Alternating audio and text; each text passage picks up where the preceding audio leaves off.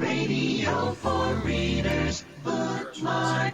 I have a couple of copies of Heroes for My Father's Son in my library. Brad Meltzer and I have talked on the phone in the past. He's here for Bookmark today on WNDB. Brad, thanks for coming by. It's good to see you, sir. Good to see you again, sir. You know, I remember when you wrote this book, there were some critics of the book. Yeah, well, when you pick 50 heroes, you're inevitably going to leave someone's hero out. And it's, my philosophy is I wrote this book for my boy 8 years ago on the night my son was born. I said, I'm going to write a book that lasts his whole life. And I thought, I'll give it to him and he'll think I'm the greatest father in the whole world. But the truth was, I knew nothing about being a dad. It was day one of being a dad. And then a friend of mine told me this amazing story about the Wright brothers. He said every time the Wright brothers would go out to fly their plane, they would bring enough materials for multiple crashes, which means every time they went out, they knew they would fail. And they would crash and rebuild, and that's why they took off. And I said, I love that story. I want my son to hear that story. I want my daughter to hear that story. And I said, I don't want to write a book of rules. This is the book I want to write, a book of heroes. And so I collected stories of Jim Henson, Mr. Rogers, Rosa Parks.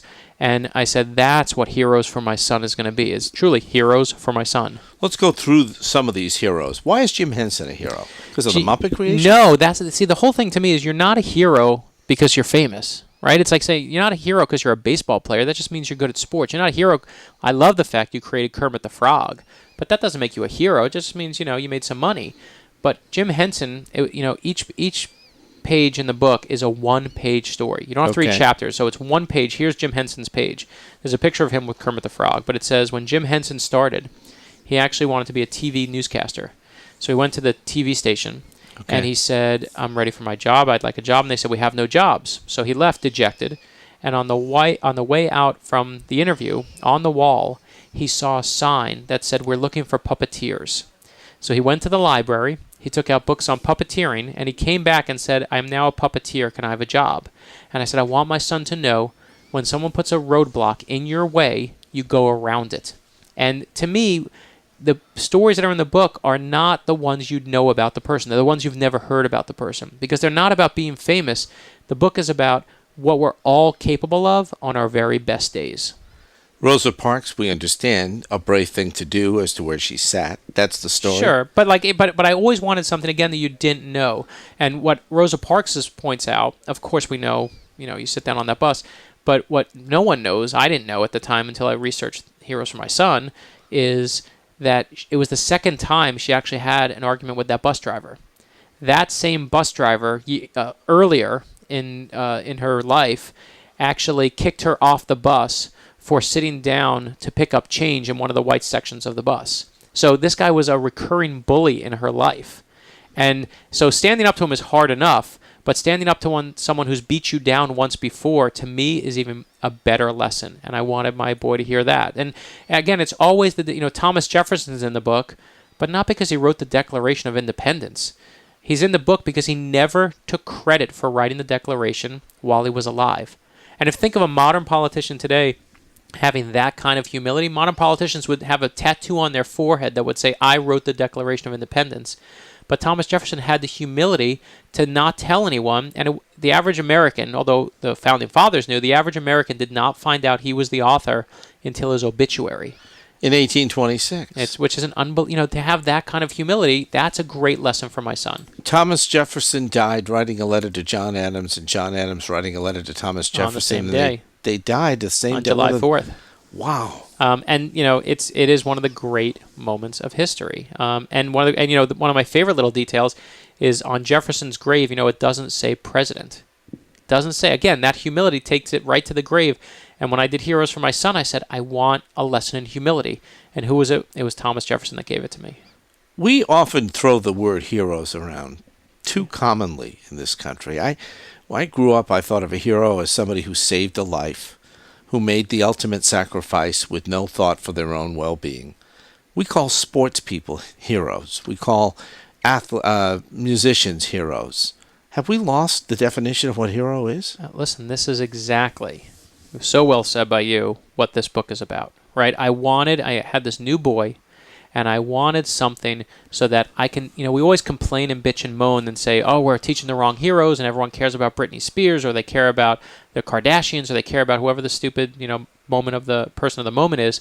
But you can complain, but you know what? You should do something about it. Don't just bitch and moan. And this was my chance to do something about it. I'm going to collect heroes for him. So the best thing I can tell you, let me tell you the story when I actually gave my son the book, because this will it proves it to your exact point here. My son, when I gave him the book, so here it is. This is the moment I've waited 8 years for. I'm presenting heroes for my son to my son. This is it. And he doesn't care about Rosa Parks or Eleanor Roosevelt. He goes flipping through it looking for the athletes. He loves athletes. And he stops on a guy named Roberto Clemente. Roberto Clemente is, many people know him as a famous baseball player. Is he a hero because of how he helps the poor? Well, here's why he's a hero. Not because he won the Gold Glove Award numerous times. He's a hero because there was an earthquake in Nicaragua. And Clemente said, send food and medicine, 3 plane loads of food and medicine over there. All 3 plane loads are confiscated and stolen, all of them. Oh. So he says, I'm so determined to make sure the 4th plane gets there, I'm going to get on the plane myself and take it there. And that's where he dies. And he goes on the plane and dies in a plane crash. And I said, he's not a hero because he died. He's a hero because of why he got on board. And so now I share the story with my son. We're reading it together, and I feel my son shrinking in my lap. I know something's wrong, and I say, you okay? And he says, Dad, this is sad. And now I'm terrified that the story's backfired in my face, that he's taken I've scared him. And the next day, I put the book aside. I don't read it with him. And he comes racing into the room. He grabs a copy, and he jumps up on the bed on his own, and he says, okay, Dad, who are we reading tonight? And I said, what about Roberto Clemente? And he says to me, I like him. And I said, why? And he says to me eventually, because he gave his life to save those people. And the idea that that story is twisted into my son's chest is exactly what Heroes for My Son is designed to be about. And I wanted it, always, I think as parents, and we all know that some of the greatest moments in our lives are the result of complete and utter accident. And that's what it was for me, but the idea that he has that story with him, that's what a hero is. That's a remarkable thing. You wrote the book for the purposes of reading to your son. But you've written other books, too. Yeah, I write thrillers, and usually I write mysteries and thrillers. Right, and very attractive covers, too. They grab you right in the bookstore. That. And I think that's why the critics made that statement, because I remember reading the stuff myself before we spoke on the phone. I'm like, Brad Meltzer's a great writer. Why are they getting on this guy? So, well, he's lost his edge. Did they not understand what you were doing? I always say, my agent said it like this to me, and she said it to me, and I always say it, is that if everyone's just saying it's okay, you're not doing something right. When everyone's really bitching and moaning, that's when you know you're doing something right. The worst thing you can do in life is it's pretty good. But when you're striking a chord in someone, when you're putting yourself out there in such a way that people are going, okay, I disagree, I hate this, I love this, then, you can't be the most hated man in the world without also being the most loved man in the world. I mean, it's just, you can't be the most loved man in the world without being the most hated man in the world. And that's the way it goes sometimes. It's okay. I think it's the most loving thing that a father could do for their son. I appreciate it. And people said, listen, he does murder, he does thrillers, he does this. Why is he doing something so soft? And I just said, you know what? It takes the strongest man, without question, to show his emotion. And I said, I'm not going to hide that. My favorite hero in the whole book is my mother. It ends with my mother and my grandfather, okay? And the story of my mother that's in there is my second book had come out. My publisher had actually shut down. And I was worried no one was going to take over my contract. It was early in my career. Oh, wow. My second book hadn't done well, and I said, this is it. It's the end of my career. I thought in front of my eyes. I thought I was What were you doing? Was this all you were doing? This was what I was doing. This was it. So I was worried this was the end. And I called my mother terrified. And my mom, I should tell you, died 2 years ago from breast cancer. She's the reason I decided to actually put this book out there. I was like, I'm not going to save the good words for the eulogy anymore. So I called my mom back then, and I said, Mom, I'm really worried this is the end of my career. And she said to me, Bradley, she said, I'd love you if you were a garbage man. And I said, she wasn't taking a crack at garbage men. My uncle was a garbage man, but she was saying, I don't care if you're the president or what your job is, I love you. And to this day, every day, Mark, that I sit down to write, I say those words to myself. I'd love you if you were a garbage man, just soaking in my mom's love for me. And that's the best thing I can say. That's, but the best hero for any one of your listeners or you out there is the last page of the book. It's blank. And it says your hero's story here and your hero's photo here. And I promise you, you take a picture of your father, your grandfather, your mother, your grandmother, a teacher in your life. You put their picture in this book, a military member, and you write one sentence about what they mean to you, that will be the most beautiful page in Heroes for My Son. And I learned those lessons from my mom. See, I thought of this as a book to give my son on Father's Day. Yeah, no, and listen, on Father's Day, it hit number 2 on the bestseller list on Father's Day weekend because people bought a lot of it. But this is, for me, it was a holiday gift, and then people bought it as a baby gift. We've had someone email and say, a national columnist said, this is the best book that I've ever seen for teenagers and graduating college kids. And I have the same letters coming. I'm reading it with my 8-year-old. I had a preacher say, I want everyone in my congregation to read this book every night with their family. And I realized it's not because of what I did. It's these stories and these people. That's what people respond to. We know the stories of Abraham Lincoln and of George Washington. And, there's guys you don't know in the book. There's a guy in the book named Frank Shankwitz.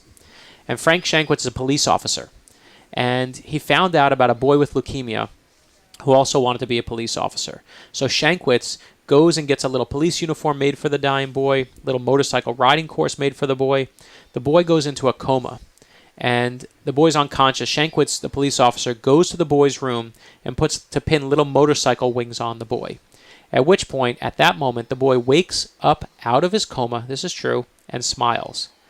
The boy later dies, and on the way back from the funeral, police officer Frank Shankwitz looks at his buddy on the plane and says, we made that kid really happy for just one day. We should do that for other kids. And that's how the Make-A-Wish Foundation is born. Really? That's where it started. And I said, I never knew that story. I found it while researching, and I said, that's what Heroes for My Son has to be about, is these people that you don't know as well. How did you narrow it down? I mean, you had tough choices to make. Yeah, there are, it's hard, but I think it's like the Supreme Court definition of pornography, right? You know it when you see it. And that's what it was. I'd hear that story, and I said, we got to make room for that guy. And so I started saying, I'll do 30 people, 40 people. We wound up doing 52 because I wanted to include my mom. And, how do I cut George Washington? How do I cut Martin Luther King Jr. or Jackie Robinson? So I got to put those people in there. You're a person of faith? Of course, yeah. All right. Growing up, did you have someone that you looked up to in your faith? Rabbi or it's someone? Interesting. Very interesting question. I grew up... and no is the answer. It was my wife's, who I met in junior high school. It was her family who started really taking me to synagogue and teaching me. And, I was bar mitzvahed. I had all the stuff. I mean, and God was important to me, but in a more social kind of spiritual way than actual observing way. But it was my grandfather who had the biggest influence on me. And he taught me about, to me, some of the best parts of faith and charity. And I remember going with him. And he was the one who would say, whenever we had a used toy or that I didn't play with, he gave it away to a poor kid. And he had no money. He had no money. He was bald. He had flat feet. He was a cutter in the garment industry. He was, he'd never say he was poor, but he was. But he still said there are people worse than us. And I remember he used to tell me this one story about Batman, of all things, when I was little. He knew I loved Batman stories. And he would say, Batman and Robin are in the Batmobile. And they're on the edge of the cliff. And in front of them is a white van with the Joker, the Penguin, the Riddler, and Catwoman in it. And then he would say, they catch him. And I would say to him, tell it again. And he would say, Batman and Robin are in the Batmobile. And he would tell me the same dumb story 5,000 times for no other reason than I loved it. And that's what a hero is, right? Someone who's selfless with their time, who does something for the good of someone else.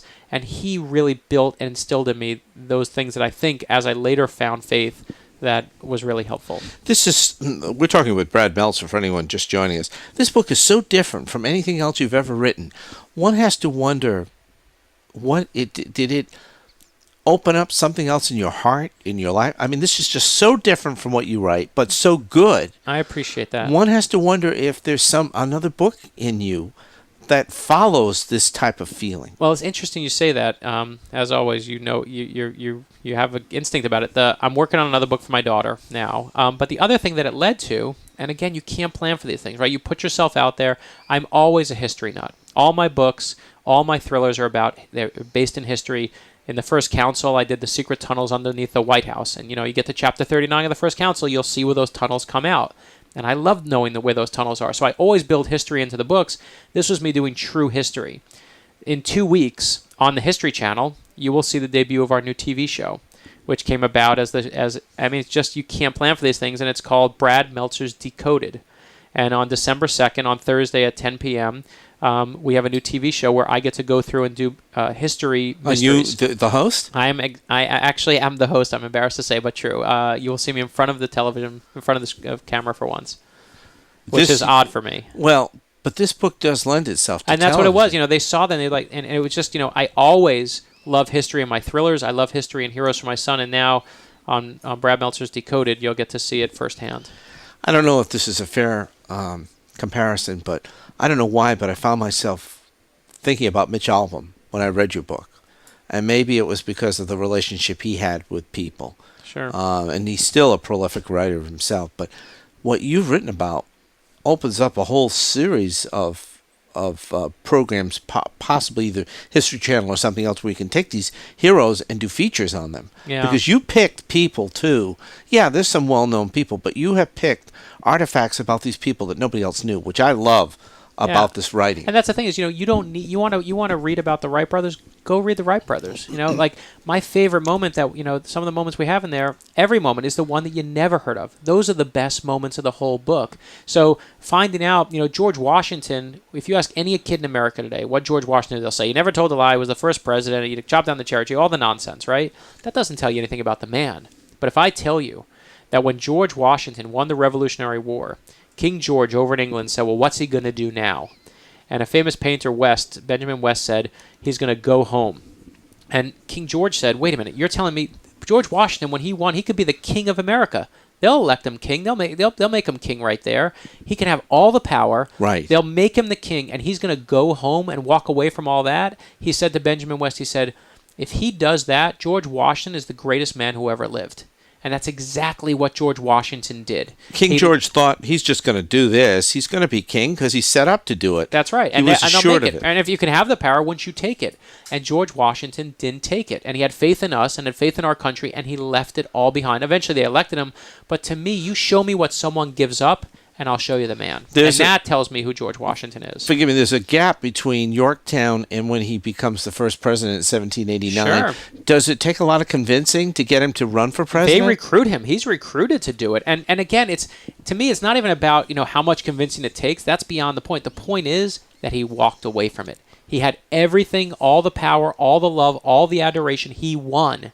And he could have just said, you know what? Now I'm in charge. And he didn't. And it takes a great man to do that. To a totally opposite end of the scale in the final minute we have here, it reminds me of when Johnny Carson left. When he left, he left. That's right.